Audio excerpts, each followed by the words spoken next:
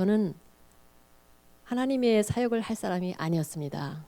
계속 저희 남편이 목사가 된 후에도 모든 사람이 나 같으면 목사 하나도 없어. 굉장히 그 말을 한참 동안 오랫동안 했습니다. 남편을 목회에서도 빼내려고 어떻게 하면 그걸 그만두게 할 수 있을까 그랬던 사람입니다. 문제가 있을 때마다 당신 그만두면 어때? 다른 직장 찾으면 어때? 그렇게 했던 사람인데 하나님께서 놀랍게 저를 부르셨습니다. 근데 부르셨을 때 제가 굉장히 오랫동안 고생을 했습니다. 왜냐하면은 저는 목사 사역을 하고 싶은 마음이 전혀 없었기 때문에. 그래서 다시 주님께 감사를 드리는 것은 그러한 사람을 그럼에도 불구하고 주님께서 계속 저에게 말씀하시고 저를 변화시키셔서 놀랍게 이 자리에 주님에 대해서 하나님을 집을 팔지 말고 하나님을 팔아라. 그 음성까지 저는 들었습니다. 집을 파는 그런 부동산을 들어가려고 했었을 때 그렇게 주님께서 불러주신 거에 대해서 감사드립니다. 지금에 와서는 저는 사역을 하기 위해서 태어난 사람이었구나. 그거를 확실히 느꼈고 그 안에서 너무나 기쁨을 찾았고 교도소 안에서 사역하면서 너무나 성령의 체험을 많이 했습니다. 치유받은 사람들, 마귀한테 공격당하던 사람들이 완전히 치유받고 예수님 만나고 그 얼굴에 그 기쁨과 놀라운 평안, 아주 성령 충만한 그런 것을 저는 너무나 계속 나날이 보고 있기 때문에 저는 그 안에서 평생을 죽을 때까지 교도소 사역을 해야지 결정을 했었습니다. 그런데 하나님께서 500교회를 방문해서 교도소 안에서 일어나고 있는 영적 부흥을 얘기하라 하시고 문을 열어주시기 시작했습니다. 그때 박신욱 목사님을 만난 것입니다. 그래서 참 목사님께 감사드리고 이 또한 내적 치유 가이드 책을 주님께서 지난해에 쓰라고 하셨습니다. 그래서 영적인 지도자들을 도와줘라 그 말씀을 하시고 이 책이 영어로 나오고 한국어로 나오고 지금 스페인어로 나왔습니다. 근데 이 책을 통해서 제가 이건 정말 하나님의 은혜라고 저는 생각합니다. 왜? 이 책이 바로 나오기 전에 주님께서 교도소 안에서 사탄에게 피제사를 드리는 사람을 가서 그 사람의 이야기를 책으로 쓰라고 말씀을 하셨습니다. 그래서 그분을 제가 상담을 하고 있습니다. 그분에게 이렇게 얘기를 합니다. 당신은 고통의 방에 들어가 있습니다. 그 안에는 많은 고통의 문들이 열려 있는데 당신이 그 안에서 나오는 방법은 오직 예수님을 영접하고 예수님을 예배드리고 그런 그 방법밖에 없습니다. 그렇지만 그 사람이 참 그 마귀한테 속임을 많이 당한 사람이었어요. 그래서 고통의 방에 이 안에 들어가 있는 것을 얘기하면서 그 사람의 책을 쓰면서 이 도표가 나왔습니다. 그래서 여러분들에게 책에는 18장에 있지만 여러분들에게 이 고통의 방에 들어가는 게 얼마나 쉬운가 그리고 사역하는 분들 영적인 지도자들도 이 안에 들어가기가 굉장히 쉽다는 거죠. 그래서 여러분들이 어떻게 내가 그 안에 들어가는가 그거를 알고 또 그 안에서 어떻게 나오는가를 알면은 다른 사람들에게 가르칠 수가 있습니다. 저는 이것으로 교도소 안에서 제조자들에게 개인 상담할 때 그룹 상담할 때 그리고 예배가 거의 끝나갈 때 이것을 인도하고 이 방에서 나오는 것을 기도를 가르칩니다. 그리고 제가 이렇게 얘기를 하죠. 이거를 저한테 5번 이상 들은 사람은 이제는 다른 사람들에게 이거를 이야기할 때입니다. 그래서 이거는 굉장히 이야기하기가 쉬워요. 제가 아담스 카운티 교도소에서 콜로라도 주에서 그 올해 16년째로 목사로 사역을 하고 있습니다. 그 안에서 이 너무나 고통당한 사람들이 많으니까 이 제소자들을 훈련을 시킵니다. 이것을 갖고 훈련을 시킵니다. 굉장히 쉬운 이 도표를 가지고 저는 우리가 남자가 한 1000명이 되고 여자가 한 300명 됩니다. 예배를 매주 8개쯤 인도하고요. 그리고 아침에 들어가자마자 여자들 방에 들어가서 기도를 인도합니다. 그리고 오후에는 개인 카운슬링 하는데요. 그렇게 하면서 이 설명을 통해서 제소자들이 훈련을 받고 다른 사람들한테 이걸 설명을 하는데 놀랍게 그 설명을 받고 같이 기도한 사람들이 놀랍게 치유받는 것을 많이 경험을 했어요. 그래서 이 사람들이 변화가 되는데 이거를 바깥에다 주님께서 알리게 하려고 이 책을 나오게 하셨죠. 근데 이 안에 들어가는 그 네 가지의 그 이유가 굉장히 첫째는 나의 죄. 많은 사람들이 자기의 죄로 이 안에 들어갑니다. 그 다음에 두 번째는 다른 사람들의 죄로. 세 번째는 상심, 상실, 트라우마. 이 사랑하는 사람을 잃은 사람들. 근데 이것이 굉장히 큽니다. 우리가 아직도 이 삶은 우리의 삶이 아니고 하나님이 주신 선물, 잠깐 임시 동안의 선물이라는 거에 대해서 굉장히 그 기독교인들도 힘들어하고 있습니다. 그걸 받아들이는 것이 너무 힘이 들어요. 그래서 그 이유로 인해서 이 안에 들어갈 수가 있습니다. 이 안에서 고통에 반해서 아픔과 불안, 영적 공격 받을 수 있고 혼동, 두려움, 영적 방해 여러 가지가 생길 수가 있는데 그 안에서 계속 있는 사람들이 있습니다. 기독교인들도 들어갈 수가 있습니다. 그리고 불신앙적인 환경, 이거는 굉장히 쉬워요. 우리가 영적으로, 그러니까 기독교인들도 두 가지의 종류의 사람이 있다고 이렇게 얘기를 합니다. 저는 한 사람은 이 어디 가든지 이 영적 공격이라는 거에 대해서 느끼지 못하는 사람이 있습니다. 전혀. 그런데 어떤 사람들은 영적인 공격, 그 문이 열려서 그거를 느끼는 사람들이 있습니다. 그래서 만약에 어떤 기독교인이든 기독교인이 아니든 교도소에 들어가잖아요. 그럼 아무나 다 같이 있습니다. 뭐 한 방에 뭐 어떤 때는 30명 있는 때도 있고 60명 있는 때도 있으면 그 안에 마귀들과 같이 일하는 사람들도 있습니다. 그런 사람들하고 일을 하고 그 안에 들어가다 보면은 마귀가 공격을 합니다. 그래서 여러분들도 많이 벌써 선교지에서 목사님들이 일을 하시면서 그것을 느끼셨을 거예요. 그 마귀가 공격하는 걸 느끼는데 이게 왜 그렇지? 그게 환경적인 그 요소가 될 수도 있습니다. 그 안에 들어가서 12개의 문이 열려 있습니다. 한 문이 열리면 다른 문이 열릴 수가 있습니다. 그래서 여러분들이 자기 자신을 잘 점검해 보세요. 마귀가 육체를 공격하는, 우리 육체를 공격하는 그런 문이 열릴 수가 있습니다. 마귀의 환영, 이 마귀가 내가 아는 사람으로 나타날 수도 있고 죽은 사람, 내가 사랑하는 사람, 뭐 여러 사람으로 나타나는 그런 환영, 아니면 이 검은 그림자를 본다든가 그런 문이 열릴 수도 있습니다. 악령의 음성, 이 우리의 마음 속에 많은 사람들이 이 마음 속에 잘못된 생각, 그 비난하는 생각, 무슨 아주 그런 생각 때문에 고통을 많이 받고 있습니다. 근데 그건 사실은 영적인 공격이 있을 수가 있습니다. 우리의 죄성으로 인해서 우리가 비판적인 생각이라든가 비난적인 생각이 들어올 수 있고 불평이 들어올 수가 있지만 그것은 영적인 공격이 굉장히 많습니다. 그래서 악령의 음성은 우리의 마음속, 우리는 그 마음은 전쟁, 영적인 전쟁터다 그렇게 얘기를 합니다. 그래서 성령님께서도 얘기하시고 마귀가 얘기하고 또 우리의 음성도 있고 다른 사람들이 얘기하는 음성도 있습니다. 그런데 그것뿐만이 아니고 악몽, 그것도 영적인 공격이 있을 수가 있습니다. 이 문이 열리면은 한국 사람들은 가위가 눌린다 그랬는데 그게 영적인 공격입니다.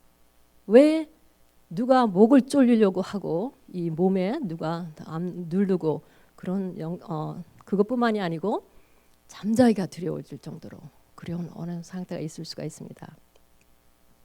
과거 충격 재발이 있을 수 있습니다. 상심, 상실, 트라우마, 이거는 너무 많은 사람들이 고통을 당하기 때문에 제가 이거에 대해서는 또 하루 또 다시 다른 때에 말씀을 드리겠습니다. 그리고 중독의 삶, 분노, 증오, 그리고 혼동, 불안, 오만, 우울증, 절망, 교도소 투역, 그리고 우상 숭배가 있습니다.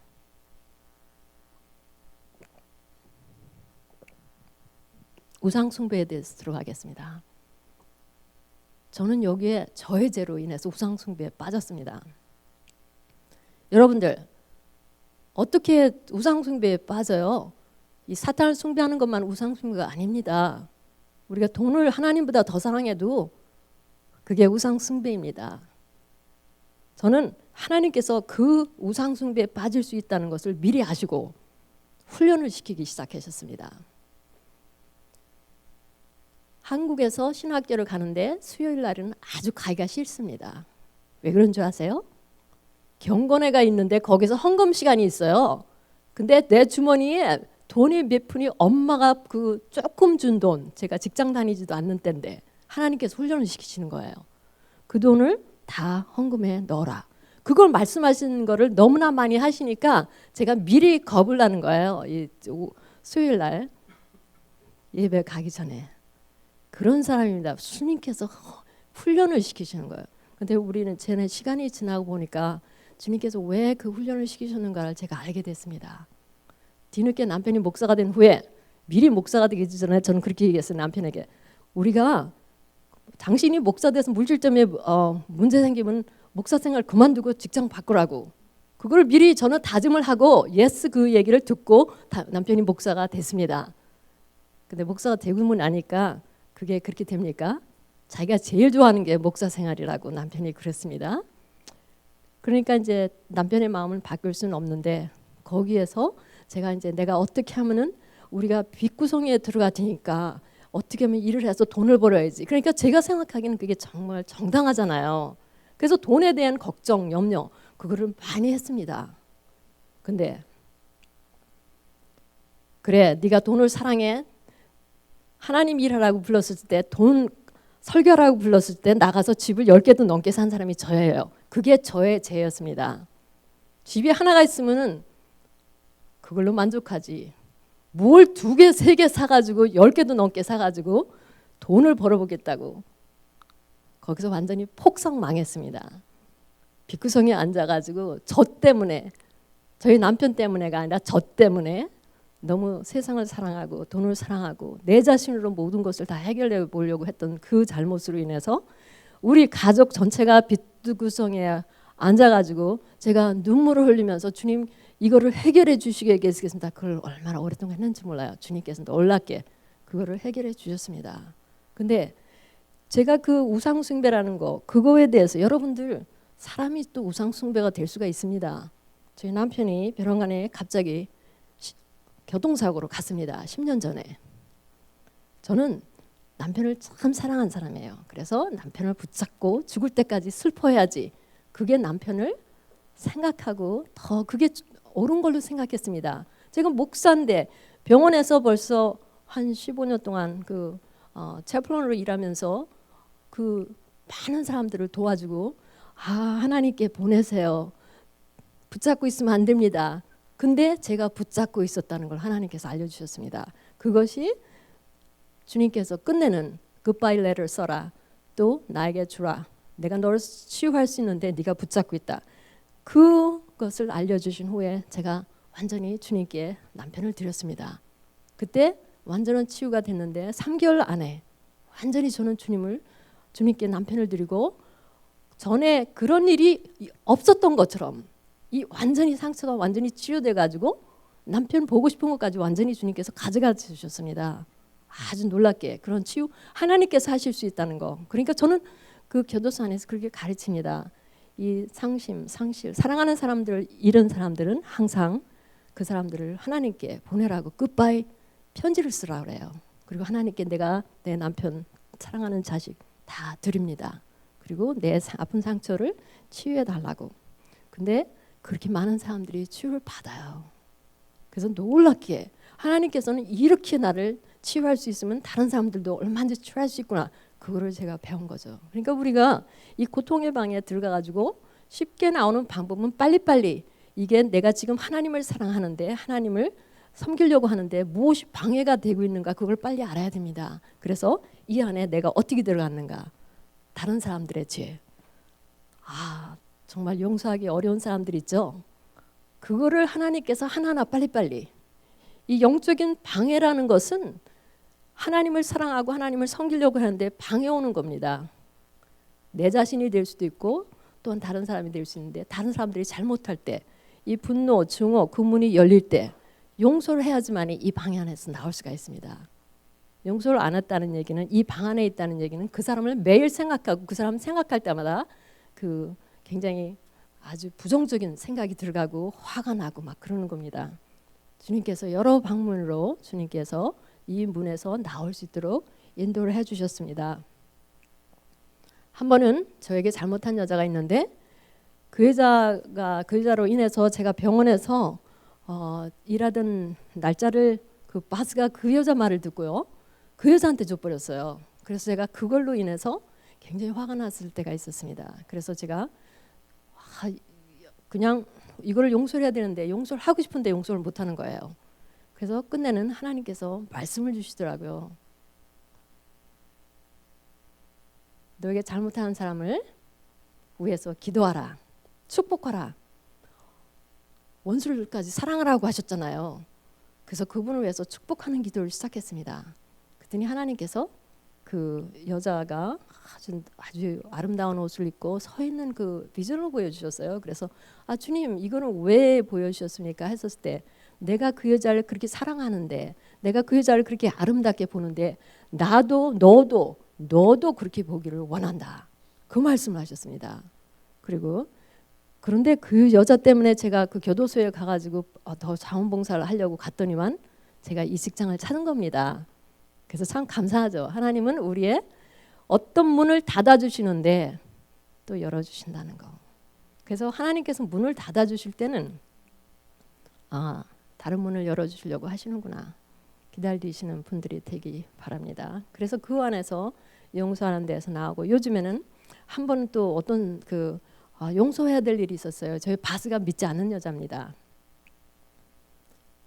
믿지 않아 가지고 정말 우리가 그 스텝 그 다이닝에서 기도할 때도 식사하기 전에 기도하는 것도 이제 못하게 합니다. 그래가지고 제가 이제 여러 가지로 해가지고 그 여자에 대한 감정이 좀 있었는데 그걸 이제 또 기도를 하는 거예요. 주님, 내가 이 분을 용서를 해야 되는데 용서를 못하네요. 도와주세요. 그랬는데 하나님께서 이렇게 말씀하셨습니다. 그 여자가 자기는 모르지만 나를 위해 일하고 있어. 그 말씀을 하신 거예요. 믿지도 않는 여자인데 무슨 말씀이에요? 주님께서 하신 말씀이 그 여자가 성경을 증문하고 있지.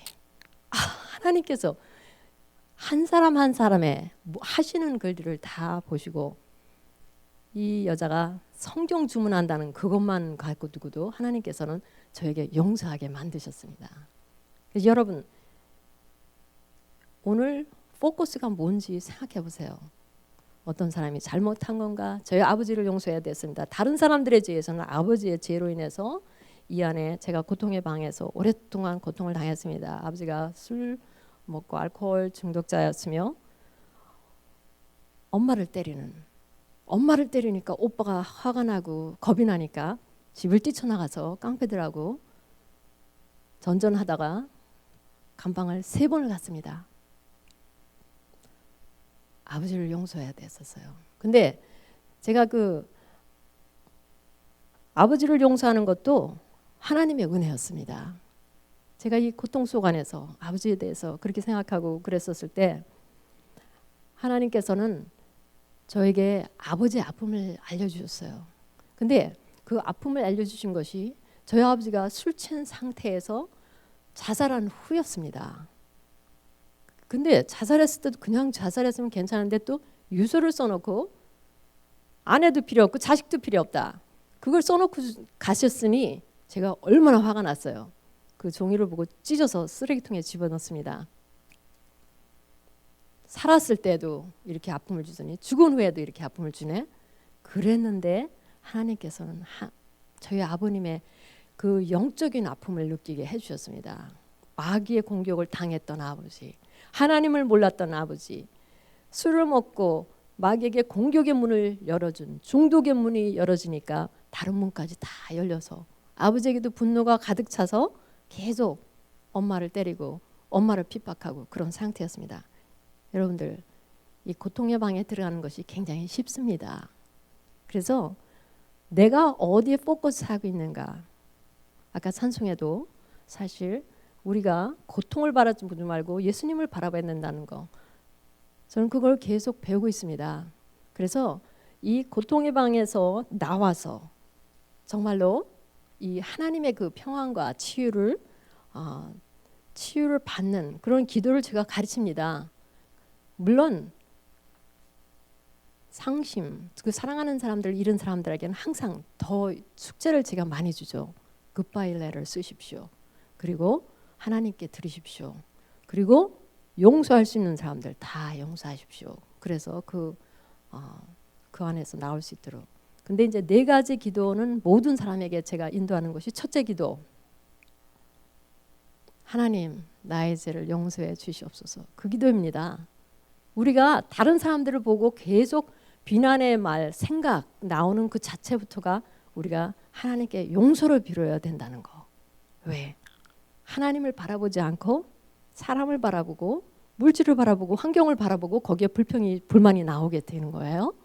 그래서 저의 죄를 용서해 주세요. 제 마음에 이 용서하지 못하는 마음을 주님 다 가져다 주시고 분노를 가져가 주시고 주님 나를 도와주시옵소서. 내가 붙잡고 있는 사람도 주님께서 가져가 주시고 내가 붙잡고 그 사람을 더 하나님보다 더 우선 순위하는 것도 용서해 주시옵소서. 그 기도가 여기까지 내가 하나님 내가 어떻게 잘못한 것이 있는데 용서받지 않은 것이 있습니까? 회개해야 될 것이면 회개해 주세요. 그 기도입니다. 첫째 기도가. 두 번째, 하나님 나에게 잘못한 모든 사람들을 용서해 주세요. 나의 가정 식구들에게 잘못한 사람도 용서해 주세요. 그리고 그들이 회개할 수 있도록 도와주세요. 세 번째, 주님 내가 모든 사람 나에게 잘못한 사람 말로 행동으로 잘못한 사람들 용서해 주시옵소서. 세 번째가 사실은 내가 용서합니다. 모든 그런 사람들 용서하고 나 자신도 용서합니다.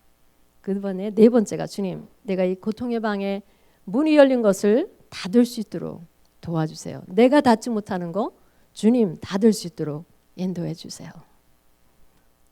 요 네 기도를 제가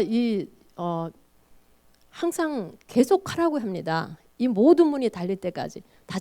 왜 기도를 한 번 했는데 아직도 용서가 안 됐네요. 오늘은 용서가 50% 됐지만 내일 또 해야 될 때가 있습니다. 이 기도를 똑같은 기도를 마귀가 막 그 충동질해가지고 내가 그 사람이 잘못한 거 막 생각나게 하잖아요. 그때 다시 주님 나를 용서해 주세요. 이 분노를 가져가 주세요. 내가 이 사람을 용서합니다. 그거를 계속하라고 그래요. 그래서 문이 닫혀지는 것을 자기가 느낄 수 있도록 문이 닫혀지면 닫혀질 수 있도록 그때 계속 하나님과 가까이 가고 해결할수록 우리가 평안함을 찾게 됩니다. 그래서 이제 지금 기도하는 시간이 되겠습니다.